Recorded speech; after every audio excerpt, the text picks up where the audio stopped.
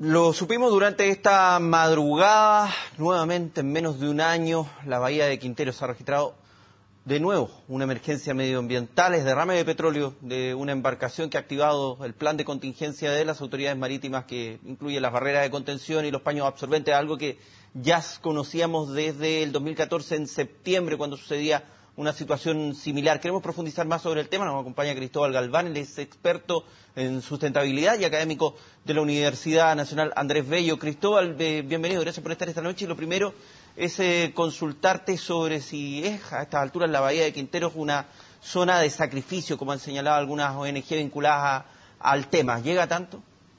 A ver, desde el punto de vista medioambiental, lo que es la zona de Quintero ha tenido mucha presión de industria relativamente bastante contaminante y además tiene un alto tráfico de barcos. O sea, no sé si la palabra zona de sacrificio es la más adecuada, pero digamos que una zona donde se ha concentrado una actividad industrial altamente contaminante, sí.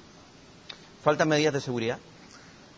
Medidas de seguridad. Yo creo que más que medidas de seguridad faltan protocolos de rápida actuación en este caso, ¿vale?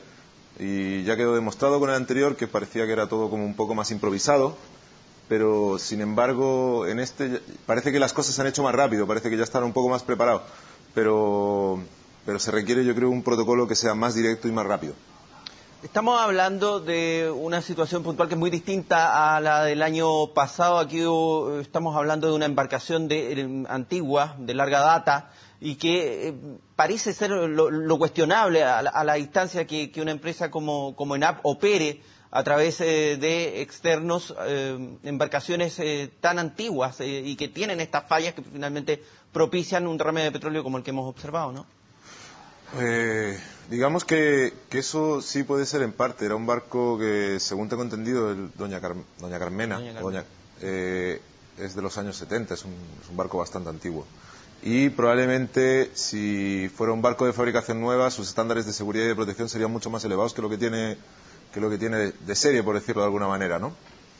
Y quizás sí que deberían ser más estrictos con las embarcaciones que hacen este tipo de trasvases, o por lo menos una fiscalización más adecuada, porque estamos hablando de que están trasladando materiales que son muy contaminantes para el mar y que cualquier pequeño error puede provocar un desastre como el que se ha provocado ahora.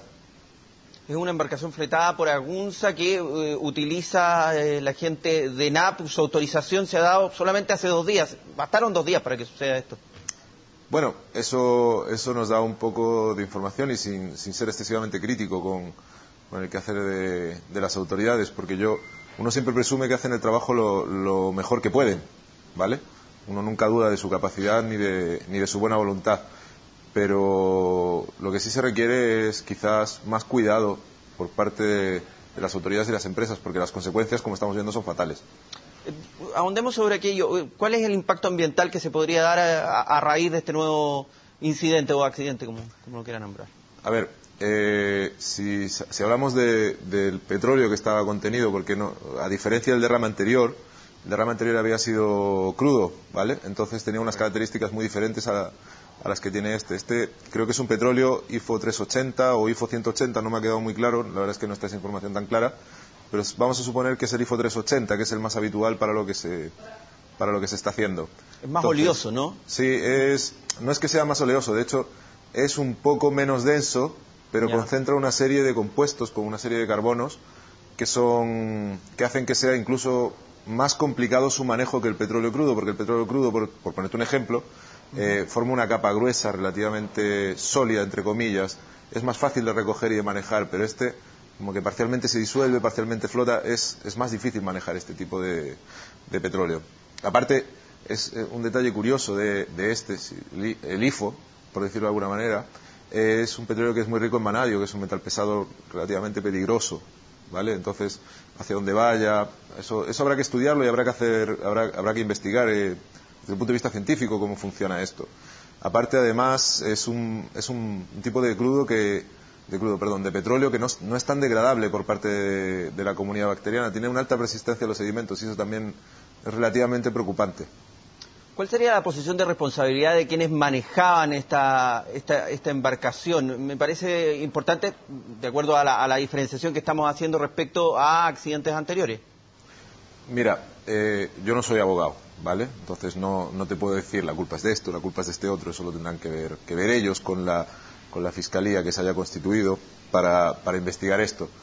Pero, por un lado, como ciudadano, uno piensa que ENAP no debe fiscalizar también a la gente que contrata y que Agunsa no tiene, por decirlo de alguna manera, sus embarcaciones a lo mejor en adecuado. Probablemente tengan todos los permisos, esto no lo dudo.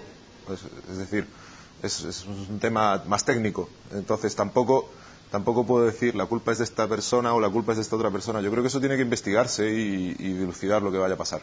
Claramente los estándares de seguridad no son óptimos, a la luz de lo que uno puede ver. Esto ya no viene a ser una casualidad, ¿verdad? No.